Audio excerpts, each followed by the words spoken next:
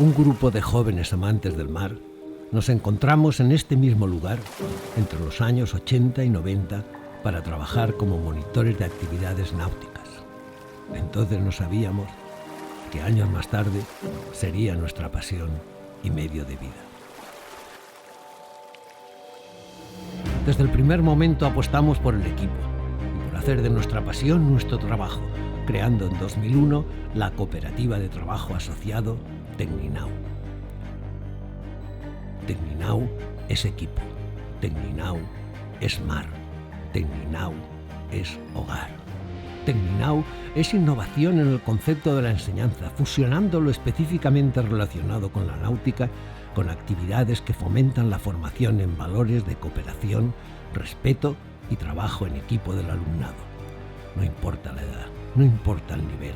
En Tecninau abrimos los brazos para disfrutar del mar, de nuestro deseo de cooperar, compartir y enseñar.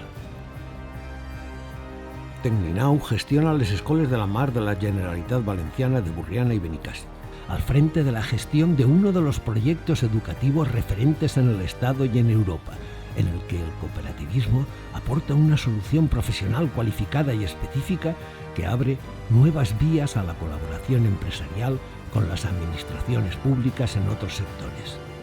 Ejemplo de esta colaboración ha sido la aportación de nuestra experiencia en la restauración de la goleta Tirán I, propiedad de la Generalitat Valenciana, que estaba en desuso y que ahora nos permitirá ofertar un nuevo servicio turístico en la costa valenciana. Reinventándose ante las adversidades, ofreciendo servicios alternativos y complementarios y luchando contra la estacionalidad laboral. Cimentando nuestro trabajo en la alta cualificación de nuestros monitores que conseguimos con una continua y sólida formación, proporcionándoles estabilidad laboral y escasa estacionalidad.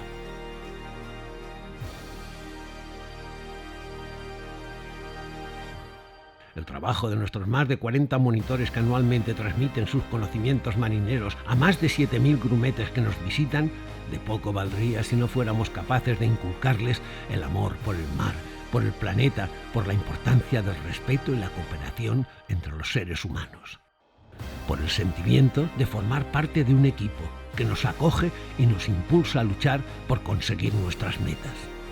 Con la mirada puesta en un futuro mejor, seguimos apostando por hacer de nuestro trabajo nuestra pasión, con entrega, ilusión y honestidad.